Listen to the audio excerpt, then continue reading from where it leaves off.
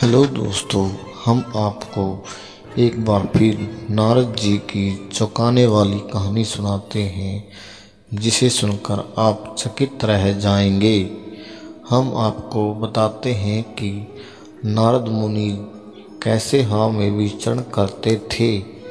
10 रहस्य जिसे देखकर आप चौंक जाएंगे। नारद मुनि का नाम सभी ने सुना है। हर साल ज्येष्ठ महीने की कृष्ण पक्ष द्वितीया को नारद जयंती मनाई जाती है।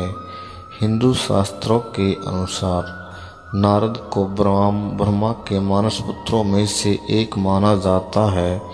प्रत्येक पुराण में उनकी कहानियाँ आपको मिल जाएंगी। आओ जनता है कि सुरक्षित की आखिर क्या था उनकी शक्ति का राज और क्या है उनकी कहानी। पहला, हिंदू मान्यताओं के अनुसार नारद मुनि का जन्म सृष्टि के रचयिता ब्रह्मा जी की गोद से हुआ था।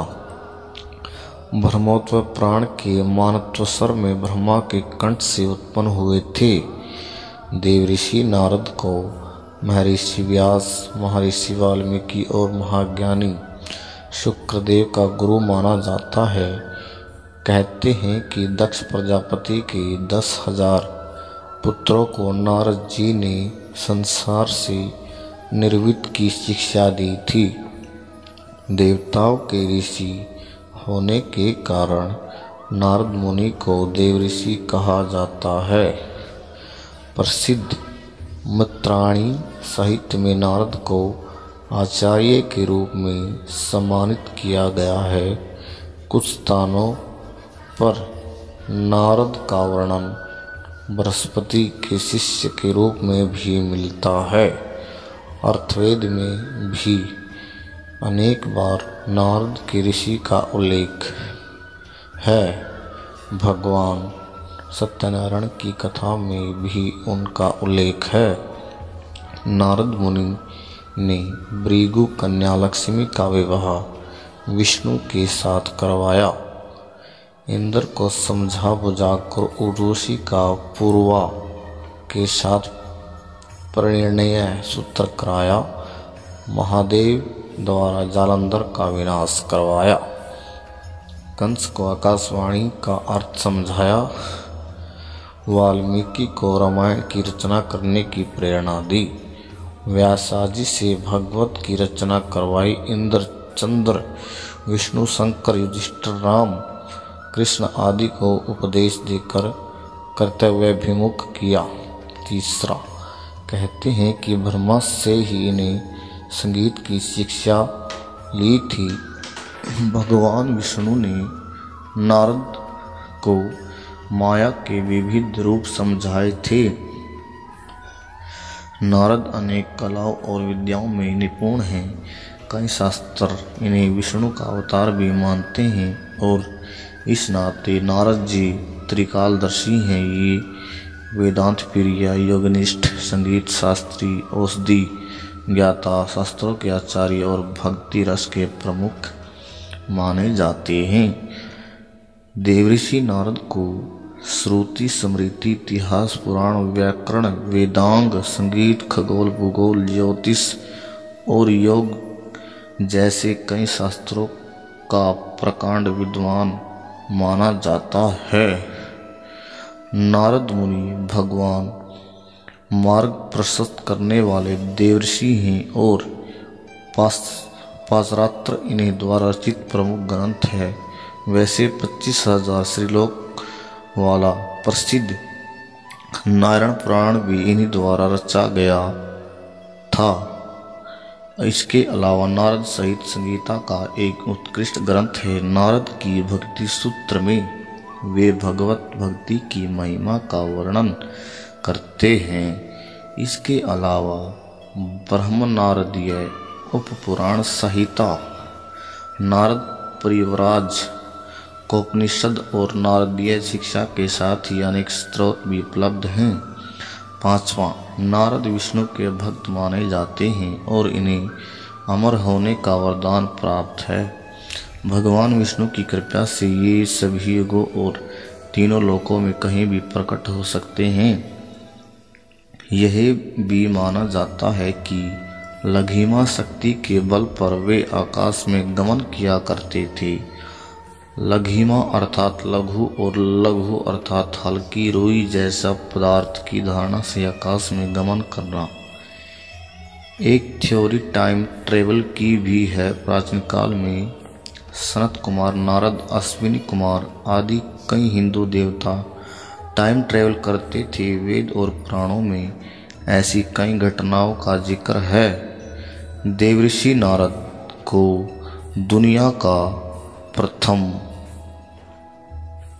पत्रकार या पहला स्वाधीनता होने का गौरव मिला है, क्योंकि देवऋषि नारद ने इस लोक से उस लोक में परिक्रमा करते हुए संबंधों के आदान प्रदान द्वारा पत्रकारिता का प्रारंभ भी किया था। इस प्रकार देवऋषि नारद पत्रकारिता के प्रमुख पुरुष हैं, पुरोध पुरुष, प्रीत्य पुरुष हैं। वे इधर से उधर भटकते या भ्रमण करते ही रहते थे।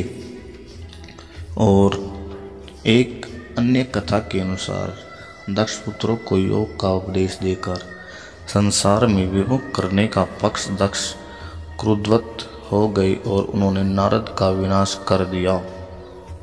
फिर ब्रह्मा के आग्रह पर दक्ष ने कहा कि मैं आपको एक कन्या दे रहा हूँ, उसका काश्यप से विवाह होने पर नारद पुनः जन्म लेंगे। पुराणों में भी उल्लेख मिलता है कि राजा प्रजापति दक्ष ने नारद को श्राप दे दिया कि वह 2 मिनट से ज़्यादा कहीं रुक नहीं पाएंगे।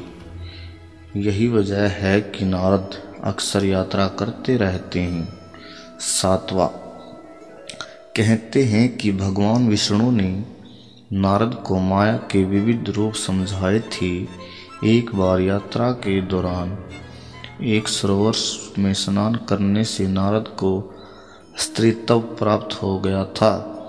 स्त्री रूप में नारद 12 वर्षों तक राजा तालझंग की पत्नी के रूप में रहे। फिर विष्णु भगवान की कृपा से उन्हें पुण्य सरोवर में स्नान का मौका मिला और वे पुण्य नारद के स्वरूप को लौटे।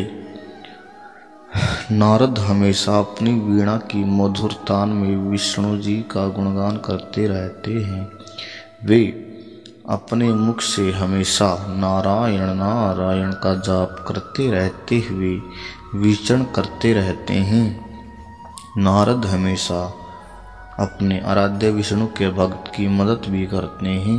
मान्यता है कि नारद ने ही भक्त प्रहलाद, भक्त अम्बरीश और ध्रुव जैसे भक्तों को उपदेश देकर भक्ति मार्ग में प्रवृत्ति किया था।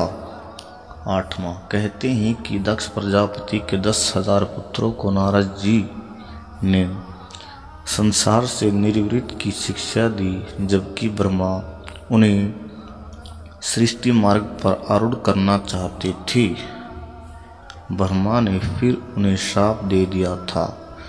इस श्राप से नारद गंधमादन पर्वत पर गंधर्व यानी योनि में उत्पन्न हुए।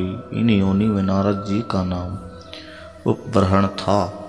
यह भी मान्यता है कि पूर्व कल्प में नारद जी उपब्रह्मण नाम के गंधर्व के थे। कहते हैं कि उनकी 60 पत्नियां थी और रूपावन होने की वजह से वे हमेशा सुंदर स्त्रियों से घिरे रहते थे।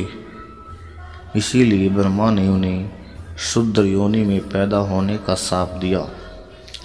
इस शाप के बाद नारद का जन्म शूद्र वर्ग की एक दासी के यहाँ हुआ।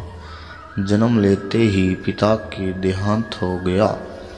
एक दिन सांप के काटने से इनकी माता जी भी इस संसार से चली बसी। अब नारद जी इस संसार में अकेले रह गए। उस समय इनकी अवस्था मात्र 5 वर्ष थी। एक दिन चतुर्मास के समय सत्यंजन उनके गांव में ठहरे। नारद जी ने संतों की खूब सेवा की। संतों की कृपा से उन्हें ज्ञान प्राप्त हुआ।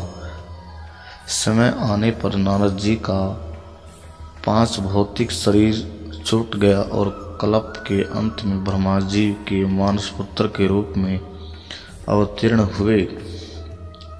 तुलसीदास जी के रामचरितमानस के बालकांड में अनुसार नारद जी को अहंकार आ गया कि उन्होंने काम पर विजय प्राप्त कर ली है। भगवान ने एक बार अपनी माया से एक नगर का निर्माण किया जिसमें एक सुंदर राजकन्या का स्वयंवर चल रहा था। यह कथा में दी है कि नारद जी भगवान के पास जाकर उनका सुंदर मुख मांगा ताकि राजकुमारी उन्हें देखती रहे और पास जाकर उनके खड़े हो गए। राजकुमारी उन्हें पसंद कर ले, परंतु उन अपने भक्तों की भलाई के लिए भगवान नारद को बंदर का मुंह दे दिया। समय से राजकन्या लक्ष्मी ने भगवान को वर लिया। जब नारद जी ने अपना मुंह जल में देखा तो उनका क्रोध भड़क उठा। नारद जी ने भगवान विष्णु को शाप दिया कि उन्हें भी पत्नी का बिछोड़ सहन करना पड़ेगा और वानर ही उनकी मदद करेंगे। पुराणों के अनुसार ब्रह्मा जी ने नारद जी से सृष्टि के कामों हिस्से लेने और विवाह करने के लिए कहा, लेकिन उन्होंने अपने पिता ब्रह्मा की आज्ञा का पालन नहीं किया और वे विष्णु भक्ति में ही लगे रहे। तब क्रोध में आकर ब्रह्मा जी ने देवऋषि नारद को आजीवन अविवाहित रहने का शाप दे दिया। अंत में नारद जयंती के दिन भगवान विष्णु और माता लक्ष्मी का पूजन करने के बाद ही नारद मुनि की पूजा की जाती है। इस दिन गीता और दुर्गा पक्षती का पाठ करना चाहिए। इस दिन भगवान विष्णु के मंदिर में भगवान श्री कृष्ण को बांसुरी भेंट कर अन्न और वस्त्र का दान करना चाहिए। दोस्तों, आपको यह कहानी कैसी लगी है? जय बजरंगबली।